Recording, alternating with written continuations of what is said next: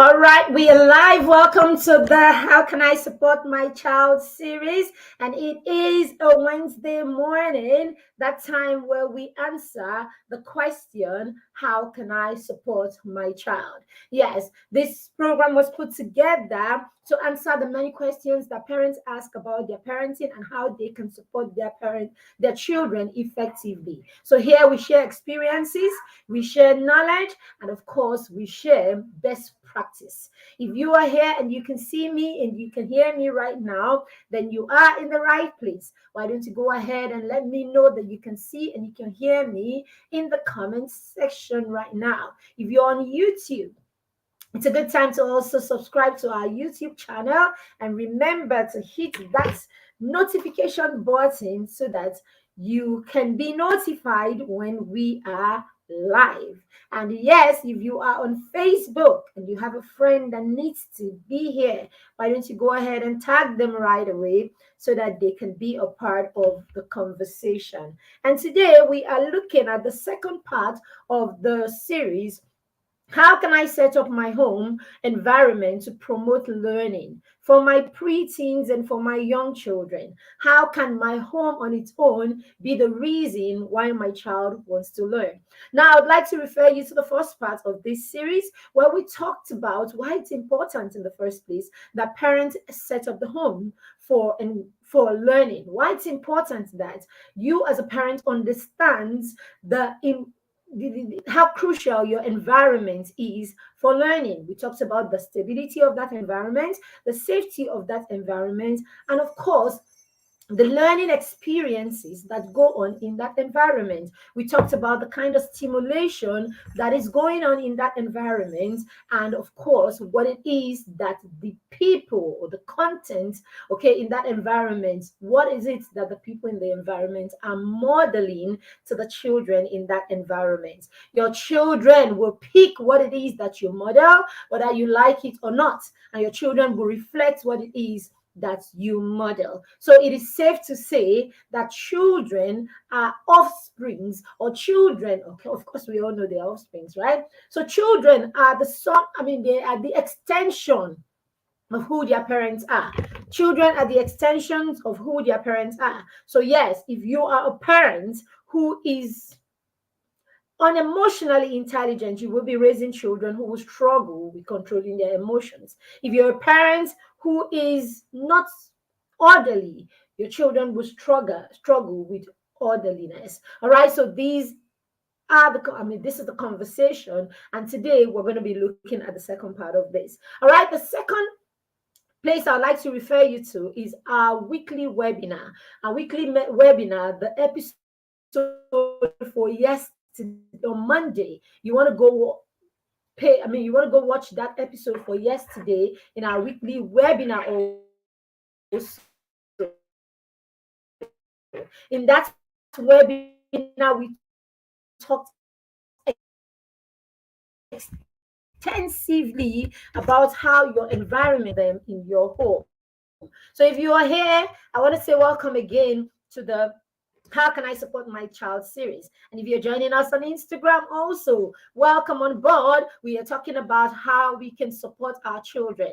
And today's question that we are answering is the question that some parents have asked about how they can set their home environment to help their child, that would encourage their children to enjoy learning or encourage their children to want to learn more. All right, so part of what we did, most of what we did in part one was talk about the psychological preparations for these, the emotional preparations for these, the parents, the place that the parents play, right, by way of modeling and all of that. So today we're going to be talking more about the physical structure, right, the ambience of your home, the physical structure of your home, the setting of your home, like in real terms, in physical terms. Okay, how can that be that will promote learning for your children? How can that be that will drag your children or will cause your children to want to learn more?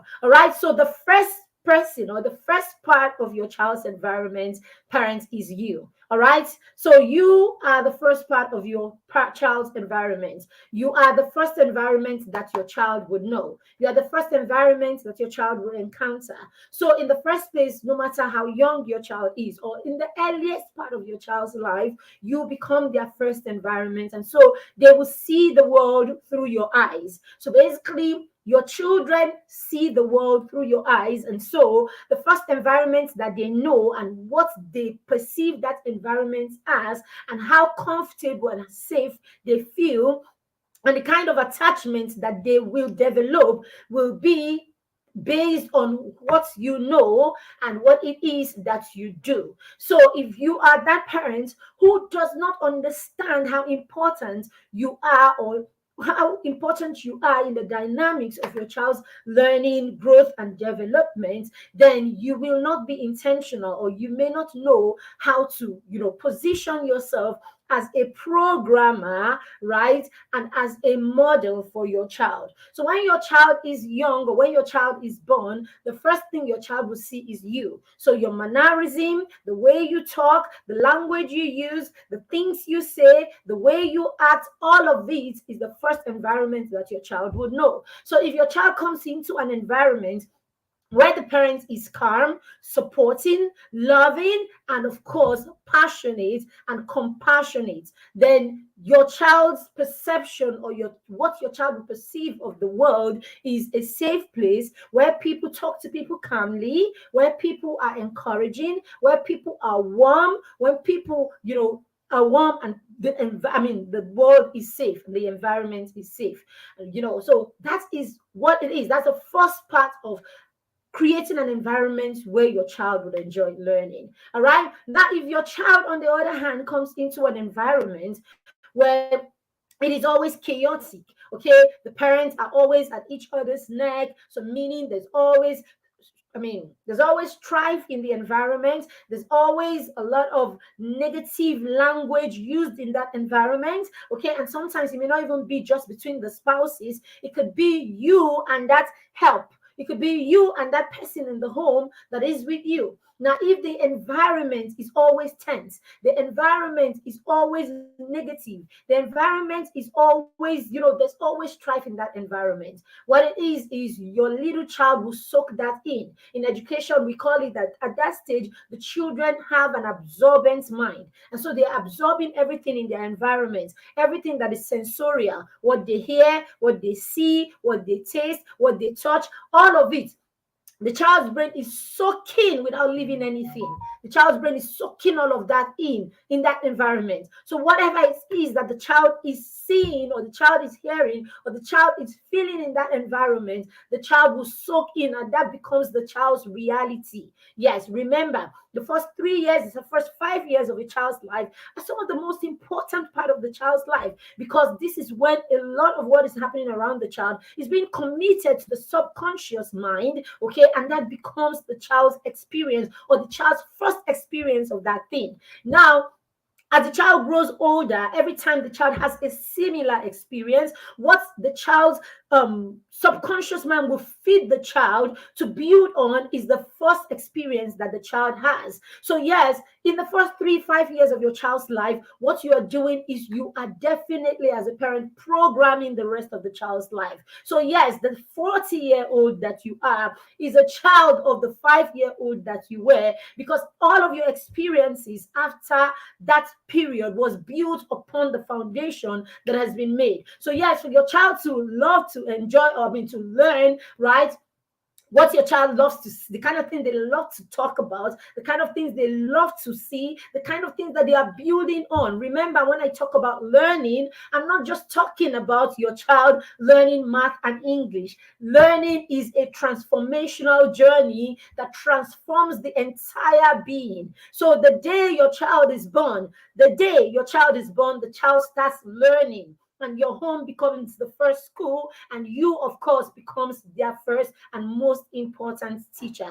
I was saying this to the children in the mastermind circle. Now, the mastermind circle is our peer mentorship and accountability group for young children between 6 and 13. We graduate them after they turn 14. All right. In the mastermind circle, we take children through this journey, and so we support parents we support parents basically to walk through the journey, okay, especially during this phase of the children's life together, building every aspect of their life so that we can raise a wholesome child who is not just growing academically,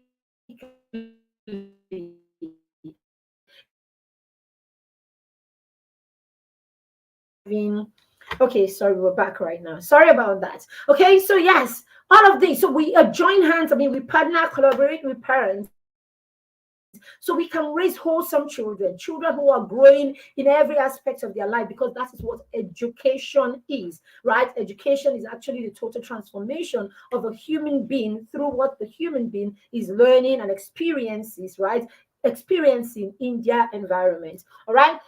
So if that environment is such that has introduced your child to chaos, that has introduced your child to toxicity, that has introduced your child to negative language, that has introduced your child to negative responses and negative responses and nasty comments, this is what your child is going to learn basically, and this is what your child is going to build on and develop on. So when eventually or at some point you come and you begin to insist that the child learns the right behavior, that the child learns the right way of speaking to people, that the child learns how to communicate, that the child learns how to respect other people's opinions and perspective, it becomes difficult because you have set the wrong foundation from the beginning. So what are we saying? If you're going to set up your environment, if you're going to set up your home environment for your child to learn effectively or be encouraged to learn, or for your child to become a lifelong learner,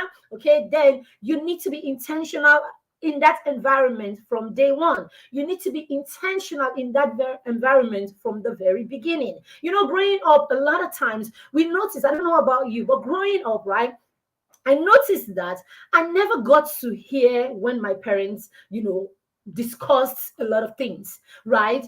Maybe because we grew up in a smaller, I mean, a small, I think I remember growing up at the time in a two-bedroom where our parents had one room and we were all in the other room. I don't know, maybe because we're all in our spaces, but I think it's what a lot of our parents back then did, right? There were things that they learned that, I think there are a lot of things that our parents did that if we can pause and actually go through our childhood experiences, we will realize that there are a lot of lessons to take away from what our parents did. And of course, there will be many other things to actually unlearn from what our parents did. But one thing that I remember so strongly is that I can hardly remember a time when my parents had like a full blown altercation and they quarreled and argued and things like that. All right.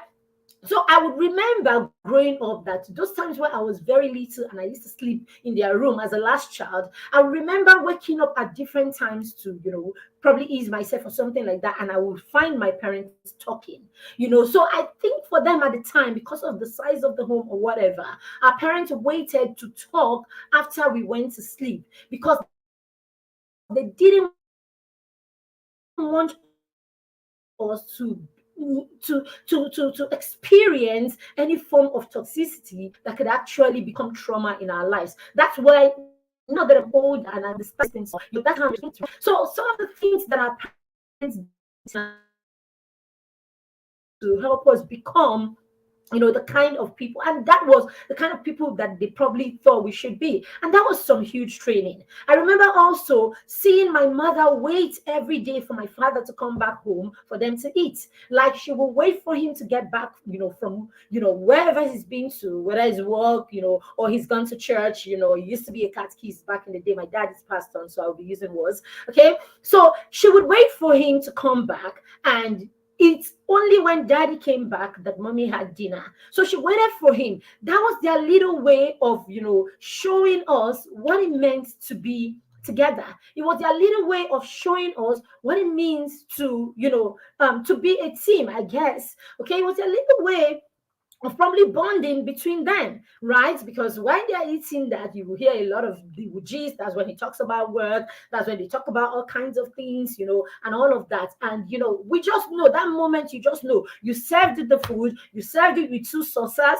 you put the water there for them to wash their hands and everything, and you know that they are eating. Then people like us will just hover around, knowing that when it remains, they will tell you to come and take and go. So I think all of those things, as much as our parents did not document or did not, say these things, there were lessons that they taught that we could see and we could catch. All right. So if you realize, if you paid attention, some of the things you probably did, or some of the things that you really would like to do, were things that you caught from your parents, right? Because sometimes it doesn't have to be a whiteboard, a blackboard, or whatever, for us to catch the things, that is modeled in our environment. So first things first, as a parent, you need to make up your mind what it is that you want to pass down to your children, and then you need to intentionally present that through modeling. And then that is you structuring your environment in the first place. All right. You need to create that. Then, what language do you want your children to speak? What language do you want your children to speak? How do you want your children to speak to each other? And how would you want your children to speak to you? Because the truth about it is, what goes around comes around. Children whose parents have talked to them, right, respectfully all through their lives, and have used and introduced and modeled the right language, the right communication approach, and the right delivery of your emotional baggages, or whatever it is. Children like that learn that way. And so this becomes the model for them, or this becomes default. So you realize that parents like that would always have respectful conversations with their children. When on the other part, on the other side, or on the flip side, if you are the kind of parent where language was never a thing, you acted and you jumped in on everything based on your feelings.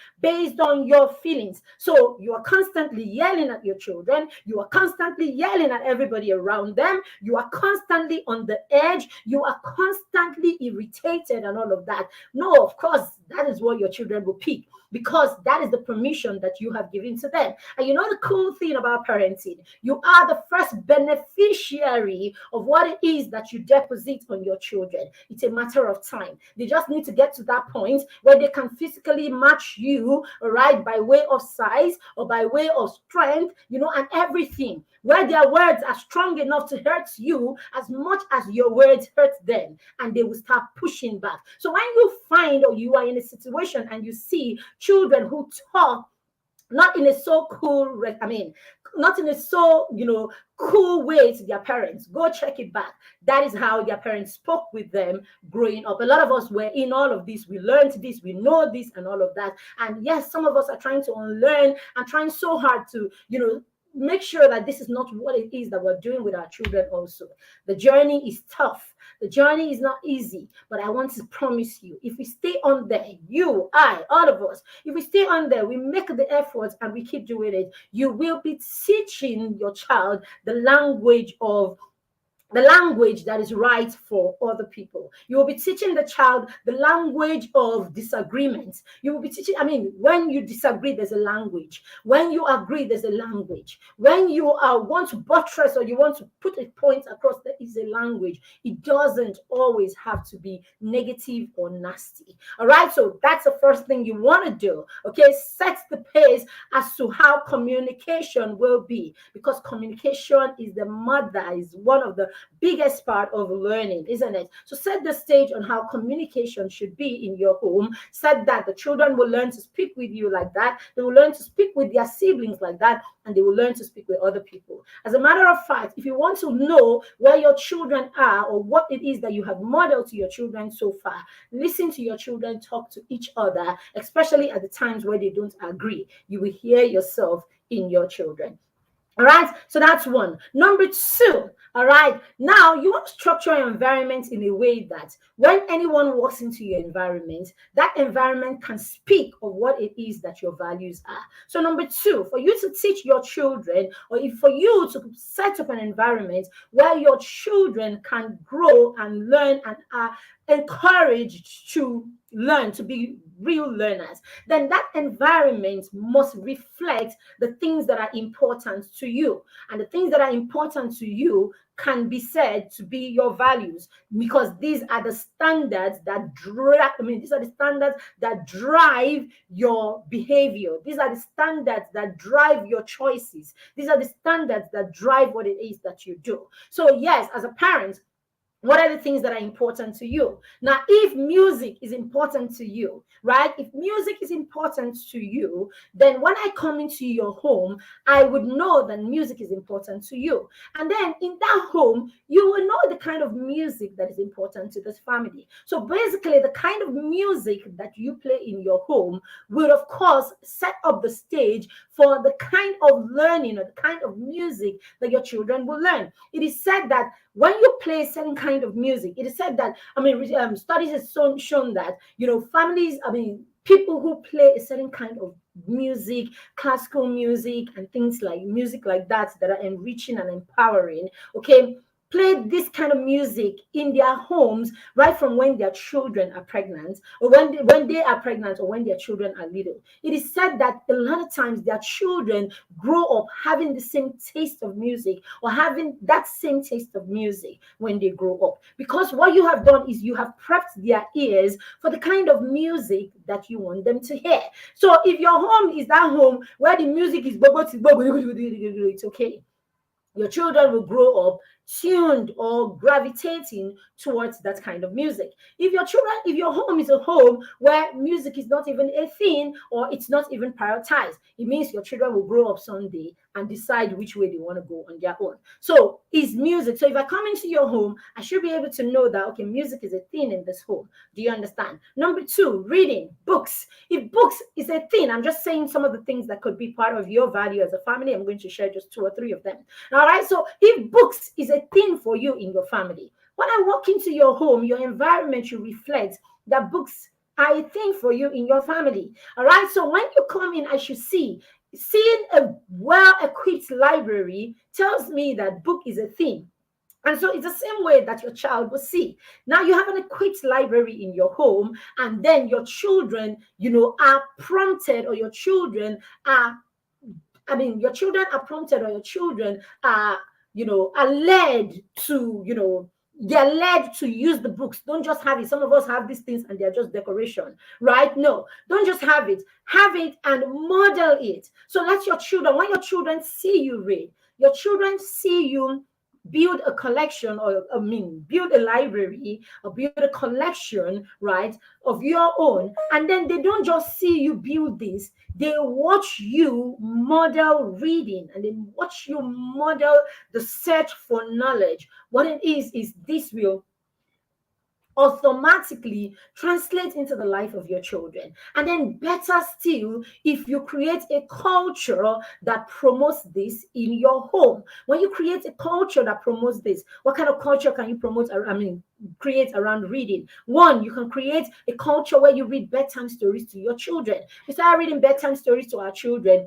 We start reading bedtime stories to our children as soon as they are born, right? I tell this story every time. My son's first book, he's almost 15. His first books I bought when I was 6 months pregnant for him. And I started reading anyway. Do you get? All right. And so the moment the child is born, the child sees books, prints, and those visuals become a part of the child's life. So no, those kind of children don't hear books all around the place. They don't, because this has always been a part of their lives. So basically, this is you setting up that environment to draw your child to reading books, setting up that environment to encourage your child to read books. And so because it is introduced early in the child's life, the child steps into that habit, into that activity. And as you do this consistently, that activity becomes a habit. Okay. And when this is done, I hope you know, for children, that everything is play. For a child, anything that the child does and gets a sense of satisfaction from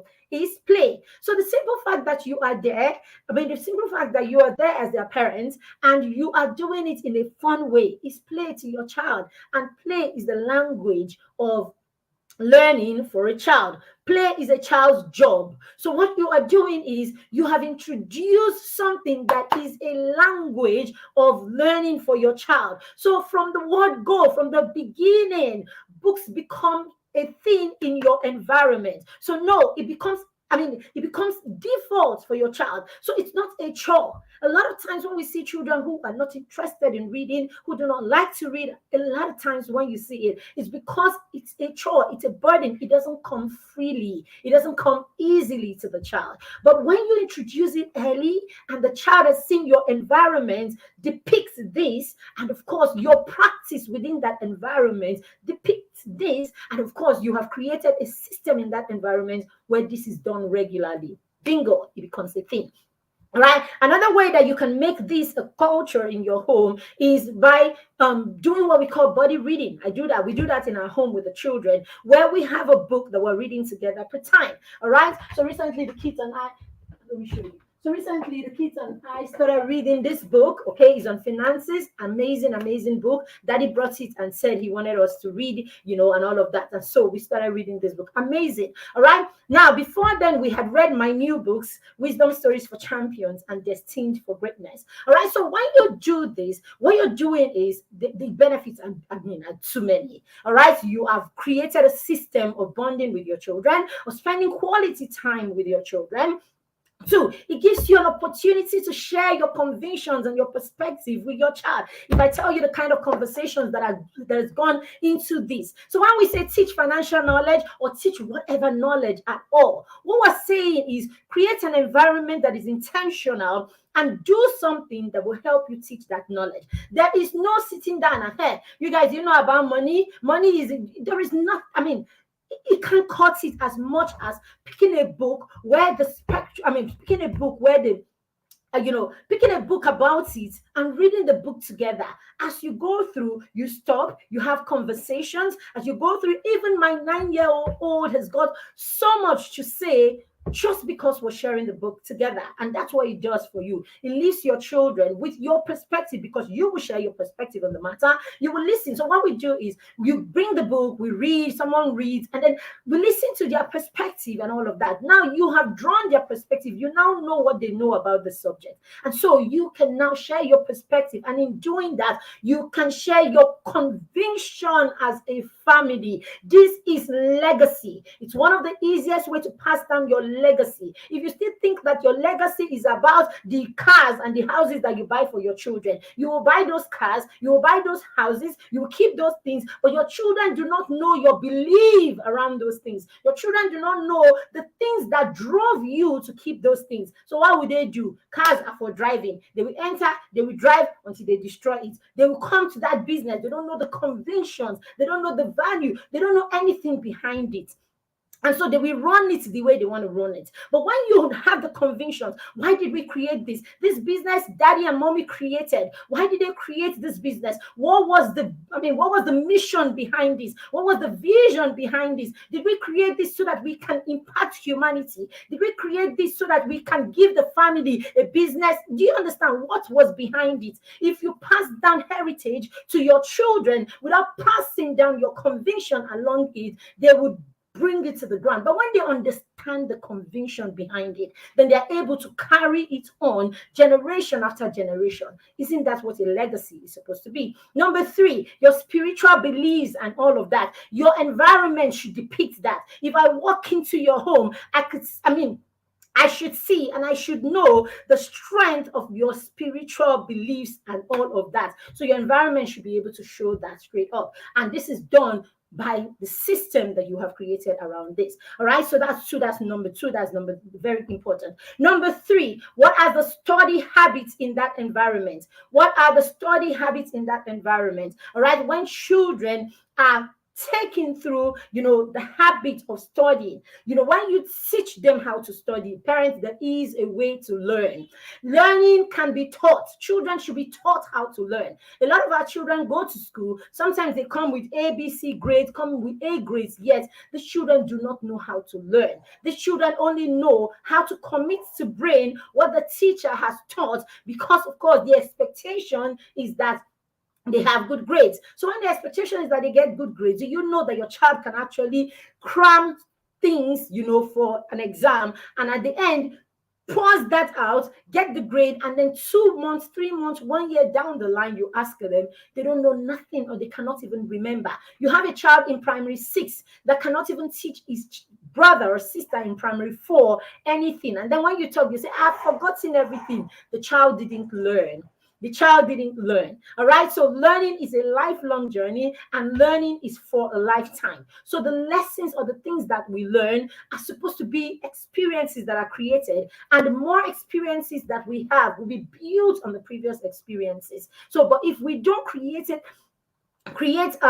structure, a system in our home where we teach our children how to truly learn, then they don't know. How do you do this? You start by knowing how the child learns best. Okay, is the child kinesthetic? Is the child auditory? Is the child visual? How does the child learn? Find out. When you find out how the child learns, all right, then you begin to teach the child strategies that the child can use to empower themselves, using strategies that the child can put in place using their unique learning style to enjoy learning. So when your children understand the why behind what they are doing, and learning is tailored to the child's interests, the learning is tailored to how the child loves to learn, you see that the child is committed to learning because they love to learn, not because they have to learn. Do you understand? Very critical. Now, the next one is your child's behavior towards learning. Your child's behavior. You have to help your child cultivate the right behavior towards learning. Okay, how do you cultivate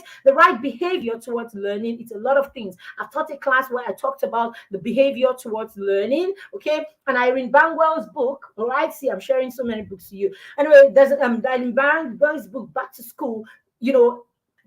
Elaborates on that. Okay, what is your child's preparation to go to school every day? How does your child prepare the day before school for school? This is you creating a learning behavior, right? This is you creating a behavior towards learning. How does your child behave in school? How does your child behave with their teacher? How does your child behave with their friends? How do they behave with other children? How do they behave in that environment? All of it will come together to determine your child's success, right? And how your child embraces, the concept of learning and not just, schooling, the concept of education and not just schooling. All right. So what are the behavior? What is your child's behavior towards school, right? How does your child prepare for school the next day? What is your child's behavior towards homework? How does is your child that one that is never doing their homework or never doing it effectively?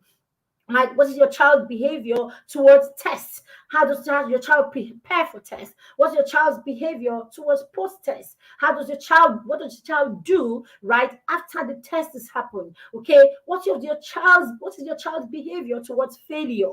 Are you raising children where you are constantly portraying that failure is unacceptable in your house? In my house, failure is acceptable because we know that failure is the root to success. If you do not know how to fail, then you do not know how to stay away from failing. So when the children do not do well or they fail at anything, remember, when I'm talking education, I'm not just talking about school. I'm talking about every aspect of education. And the failure could be in cooking. The failure could be in taking care of themselves. The failure could be with making mistakes with something at home. The failure could be with making a mess of something. Now they have made a mess. What do we do to ensure that they learn from that experience? It is what comes out of the failure that is important and not the failure on its own. Very critical, all right, that our children understand these things. And if you are going to set an environment for your children to learn, then this is it. You must set failure as part of that environment. I'm not saying set them up for failure. I'm saying create room for failure in your home. How do you create room for failure? It is how you react when your children fail. It is how you react when your children make mistakes. It is how you react when your children do the wrong thing. And then finally, mentorship. If you're going to set up an environment where your children would excel, where your children will love to learn, then there has to be a system of mentorship. Mentorship is what will lead to accountability. Dear parents, if you want to raise a child who will be successful, if you want to raise a child who would understand the why behind what they do, if you want to raise a child a child who will be, Now, the child that is not just doing to impress, the child who will be truly passionate about what it is that they do, then you need to create a system of accountability. Let your child be accountable at every point of their life. Any human being that is raised without accountability, any human being that lives their life without accountability, any human being that goes about thinking they are not accountable to anybody is a time bomb waiting to explode. They will make mistakes alone, they will fail alone, they will hide their mistakes, they will self-destruct and all of that. But when you agree to an accountability system, when you are trained with an accountability system, there is always something that says stop and pause. There's always someone to be accountable to. There's always a system to answer to. And so when you know that there's a system to answer to, there's someone to answer to, when you know that, what it does for you is it prompts you to remember that I am not just living my life by my terms. There are systems and there are people that I still have to be accountable to. So when you make your children set goals, you are helping them understand an accountability system. So it's not just about setting those goals, it is what you do with those goals, and it's what you have to answer concerning those goals. So we do this with the children in the mastermind circle. So they come in, we make them set goals, and we guide them to start achieving those goals. We don't leave it at that. We help them create a system where they have to tell us daily what we are able to do. So if someone is not asking you, what did you do today? It means that whatever you do today is okay and you move on. But if someone is there, what did you do today? How did you manage your time? What did you do with that time? Where were you? Where did you go? You have already instilled into that child the need to account for their time. Basically, that's what accountability is. And hey, when you hold the children accountable, create room for your children to hold you accountable also. When this is the thing, then you are raising a child, or you have set up an environment that on its own has prepared your child, or it's on its own is structured and prepared for your child to excel, and for your child to learn, and for your child to enjoy that learning. So I would like to stop here today because we're already gone 5 or 4 minutes. We started 2 minutes late or 3 minutes late. So we have gone 4 minutes after designated time, and so we have to go right now. So if you like your child to join the mastermind circle, I've talked about the mastermind circle over and over again. It's a peer mentorship and accountability group that we run for the children. We just started a new cohort of the mastermind circle, and in the month of September, it's all about setting those goals. It's all about putting structure on ground. Okay, so we still have time. You can still jump in right now, so your child can come in and start setting those goals, putting those structures. So the mastermind will amaze you how your 6-year-old, your 8, your 10, your 12-year-old can start taking the front stage in their own life. How they can start, they can start guiding themselves gradually. How they can begin to motivate themselves internally, doing things because they understand the why. It won't happen in one day, in 1 week, but gradually you will see your child moving on that spectrum from total dependence to becoming independent. You will see them move on that spectrum from zero motivation to determination. You will see them move on that spectrum from a motivation to full motivation or self-motivation. You want to initiate that journey as early as possible. Dear parents, what you do, what you point your young children and preteens to today will determine the rest that you have when they become teenagers and young adults, where you don't have their ears and you don't have their hearts as much as you can right now that they are younger. What your 18-year-old will argue over and over, about, your 6-year-old will accept. And as soon as they do this over and over again, it becomes a part of them. So you see that argument you're having with your 16-year-old is because you didn't lock it in at 6. That fight you're having with your 18-year-old is because you didn't lock it in at 7. That's total, that child that you see and you are wondering, where did I go wrong? It is because you didn't do the right thing when the child was 6. And we're here to partner with you, to collaborate with you. Let's do the right thing today, because we will do the time, dear parents, one way or the other. As my coach would say, you do it now, you do it later, you will still do the time. And that time could be that you never have rest when your children are much younger, older, because you are never confident about what it is that they are doing. So you worry, worry, worry. People say it's worry. It's not exactly worry. It's the lack of confidence that you have in the things that your children can do for themselves that makes you think that you have to keep being hovering around them like an helicopter, and that you are practically the one that is saving their lives. Dear parents, rest. Rest. Let's work today so that we can rest. Have a fantastic rest of the day, and I'll see you in tomorrow's show, or tomorrow's show again at 8:30 a.m., where we'll be talking about another question. Okay, well, we'll be answering another question on how can I support my child series. Bye bye now.